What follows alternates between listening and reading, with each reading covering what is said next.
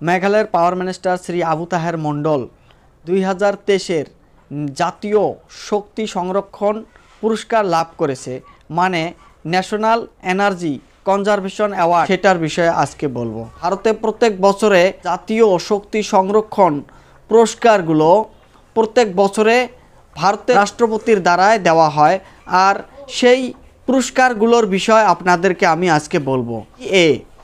NECA 2023-এর অধীনে 20টি প্রথম পুরস্কার, 16টি দ্বিতীয় পুরস্কার এবং 27টি মেরিট সার্টিফিকেট সহ মোট 63টি পুরস্কার দেওয়া হয়েছে ভারতের বিভিন্ন রাজ্যে। এবার আসুন আমরা এই পুরস্কারগুলোর বিষয় জানি। কারা এই পুরস্কার জয় লাভ করবে, কেন লাভ করবে, কারা এই পুরস্কারের যোগ্য, কাকে এই পুরস্কারগুলো দেওয়া হয়, সেগুলো আমরা বিস্তার জানার চেষ্টা করব।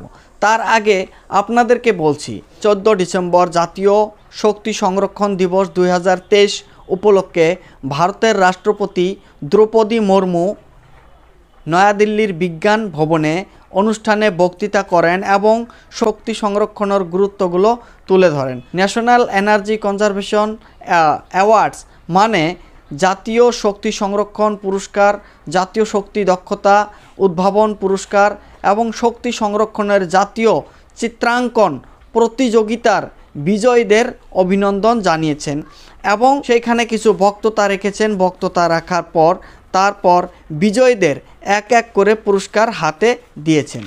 কাদেরকে এই জাতীয় পুরস্কার দেওয়া হয় এখানে দেখছেন আপনারা, আমি এটা কেন্দ্রীয় সরকারের ওয়েবসাইট থেকে নিয়েছি। এখানে লেখা আছে যে কারা এই পুরস্কারের যোগ্য ব্যক্তি হবে। Any business should not only have economic benefits but also have environmental and social benefits. তার মানে আপনারা বুঝলেন, এই কথাটার মানে হলো একটা ব্যবসা করলে শুধু নিজের অর্থর বা সম্পত্তির লাভ হলে হবে না, সেটা সমাজের এবং পরিবেশেরও লাভ হতে লাগবে।